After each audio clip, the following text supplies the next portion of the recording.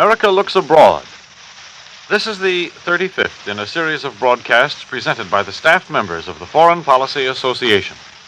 Today's subject is the new order in France. The speaker is Mr. David H. Popper, Research Associate of the Foreign Policy Association. Mr. Popper. Good afternoon.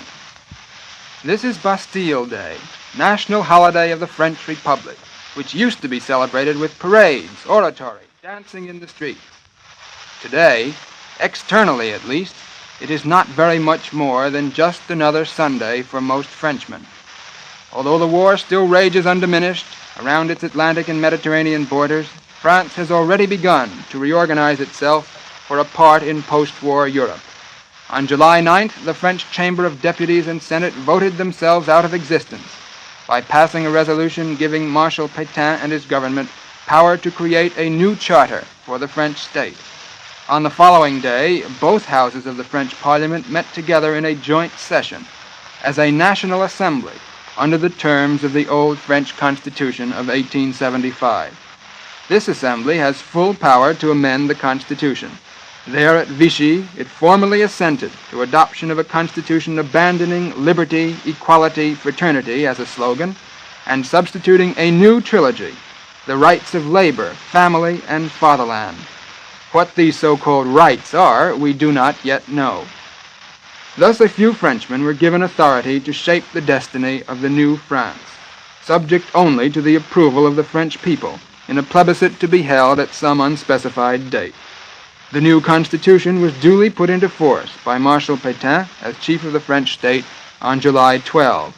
Just as in the case of Adolf Hitler's rise to power, all the necessary changes have been made by ostensibly legal means. Since the leaders of the French government profess to be setting up a new order in France, the laws they have framed and the theories they have adopted deserve examination. Under the Constitution, Philippe Pétain, using the royal we like any absolute monarch, assumed the function of chief of the French state, ruling with almost unlimited authority. He appoints the cabinet, which is responsible only to him. He exercises full legislative power, pending the formation of a new parliament, and whenever he thinks foreign tension or serious internal crisis makes it necessary. About the only thing he cannot do without the assent of the legislature is to declare war, but he does have full disposal of the armed forces. While nothing definite is said about the composition of the future parliament, official statements make it clear that it will be corporative. In other words, it will be representative of economic groups, of industries and professions, rather than of territorial units, as in America. Its functions will be advisory, perhaps as shadowy as those of the German Reichstag, although it is still too early to tell definitely. From the statements of those who now rule France, we know something about the kind of nation they would like to set up. In the first place, they would like to change pretty thoroughly the old order, which they regard as responsible for the defeat of the country. This means that the political conflict of the many little parties in the old French Republic, the corruption and the intrigue, the violent disagreement between various classes and groups, the instability of the French cabinet system, that all these things must be wiped out. The first task, then, as the government sees it, is reconstruction, and for reconstruction there must be order.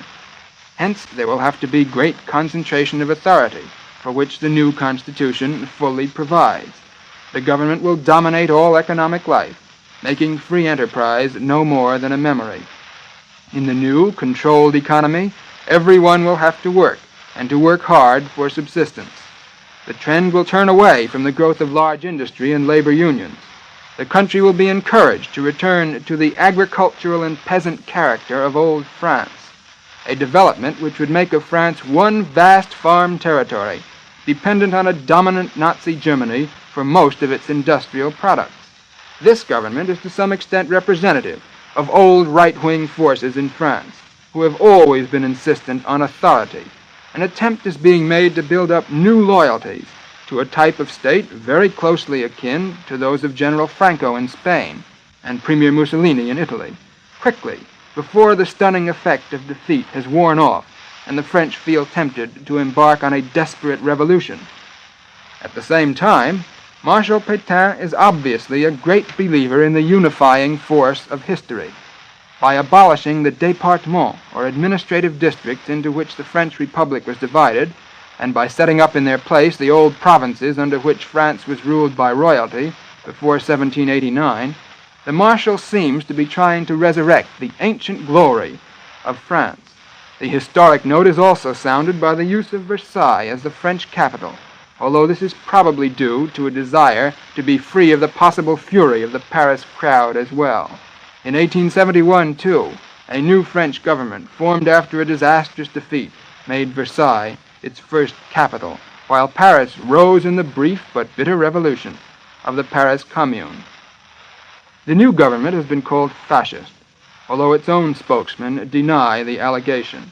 Any regime in France today would have to rule by a sort of modified martial law until order was brought out of chaos.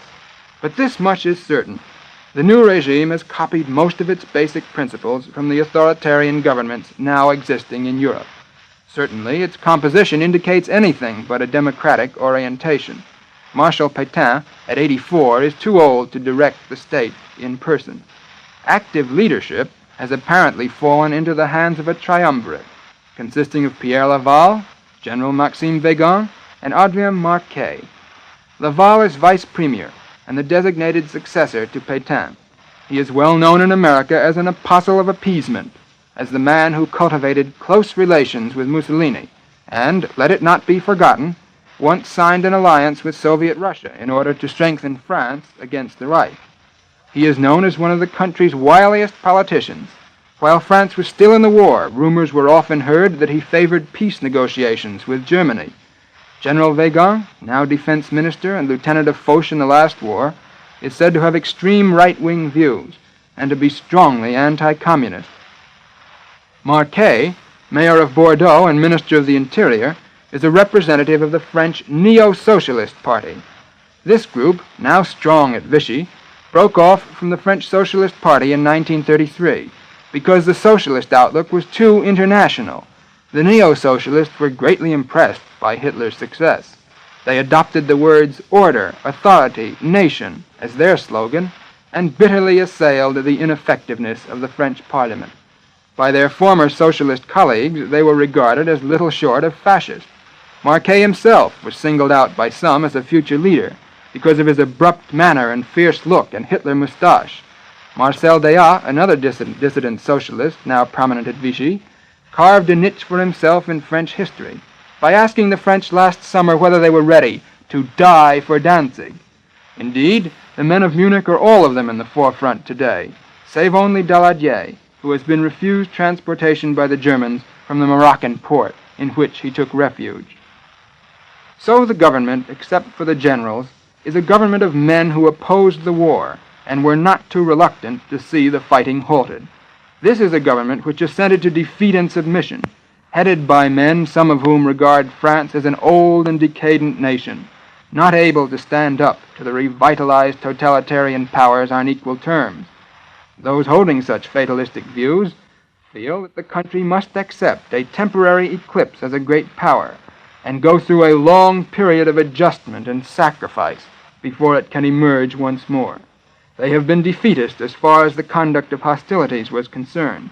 Now they desire to avoid the extermination of France as a nation, and, to them, the best way to do that seems to be to come to terms with the victors at any cost. For this very reason, the Pétain regime may not be able to retain power. It is not led by an outstanding, magnetic personality who can grip the imagination of the masses as Hitler and to some extent Mussolini have done.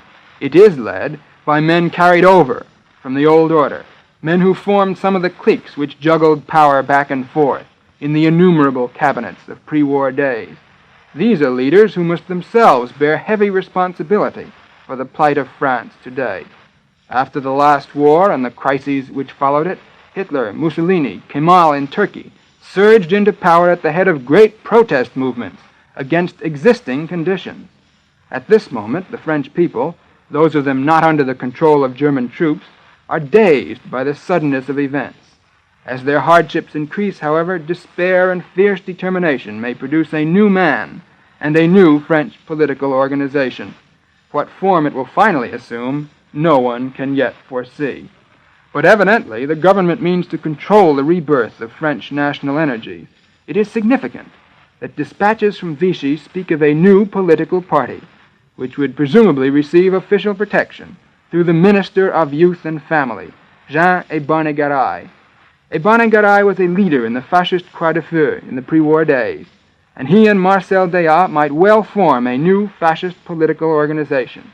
If this should occur, if all other political activity should be forbidden, if French youth, labor, agriculture, and cultural life should all be geared into this new national movement, then indeed, France would have gone totalitarian.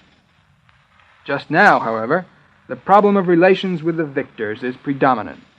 Messieurs Pétain and Laval lean toward the formation of a Mediterranean bloc comprising Italy, Spain, and France, which may eventually become a counterweight to Germany. For the present, however, it is Germany which must be courted, since it occupies over half the country. The government's proposal to move back into the occupied territory indicates that cooperation will be attempted. The sharp anti-British tone of the new regime may be motivated by the same purpose, although it unquestionably reflects a deep-rooted feeling that the Anglo-French alliance has not been worthwhile for the French. Dispatches filtering through the censorship hint at anti-Semitic developments and a campaign against the French socialists, both measures calculated to secure better ultimate peace terms from the fascist dictators.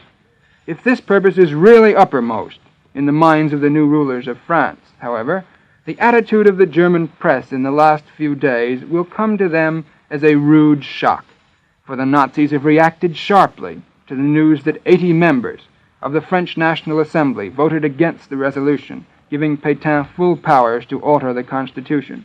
Already the Germans have begun to strip the occupied sections of France of foodstuffs, livestock, and all foreign exchange and valuables. Berlin probably senses that the future prospects of the new French government are not good and sees no point in dealing gently with it, and the Nazis intend to impress on the French the fact that Germany alone will be master in the new Europe. The unfolding tragedy of France, then, will be profound. It will be watched with anxiety by all those who have known and loved the country. There will be many post-mortems on the Third Republic, and much will be revealed, which may be of assistance to us. Already the principal lessons are clear. No individual was responsible for the debacle, and no single movement. The collapse was a national collapse, affecting the whole people. France was paralyzed by social strife, and its faulty system of unstable cabinet government. It was not wholehearted in its war effort. Communists on the left conducted anti-war propaganda at Moscow's behest, while extremists on the right flirted with fascism as a means of preserving their own position against the effects of social reforms.